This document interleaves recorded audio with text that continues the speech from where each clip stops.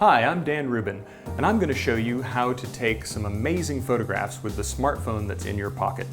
Here are a few simple tips to transform your photographs and give you great results the next time you take a picture.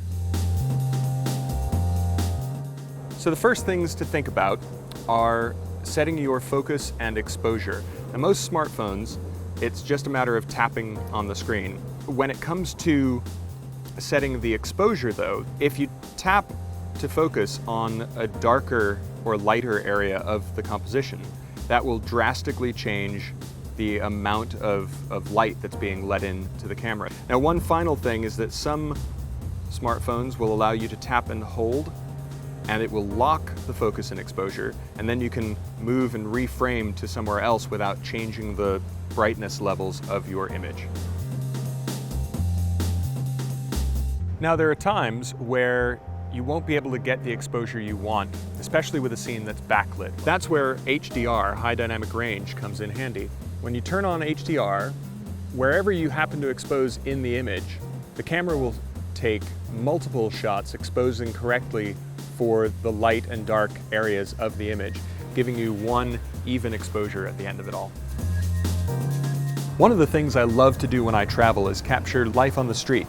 The way I do this on my iPhone is with burst mode, and the point of this is to capture multiple frames in quick succession and then go back after the fact and pick the exact frame that you want.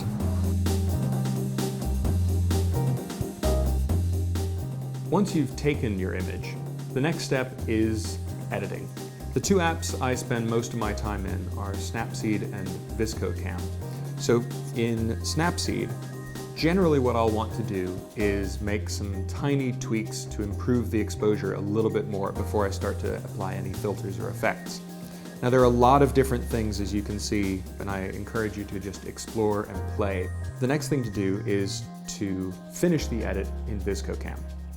Now, ViscoCam allows a lot of different presets or filters that give your image very, very different looks. And once I'm happy with the image, I'll save it and I'm ready to move on to sharing it on Instagram. Getting your image from ViscoCam to Instagram is very easy. You just select the image and tap the arrow at the bottom of the screen, which then brings up export options, and select Instagram. From there, it's easy to publish.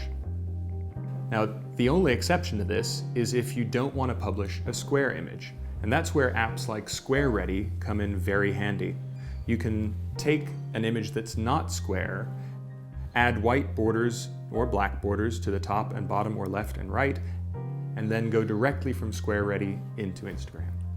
I hope I've inspired you to take even better photos.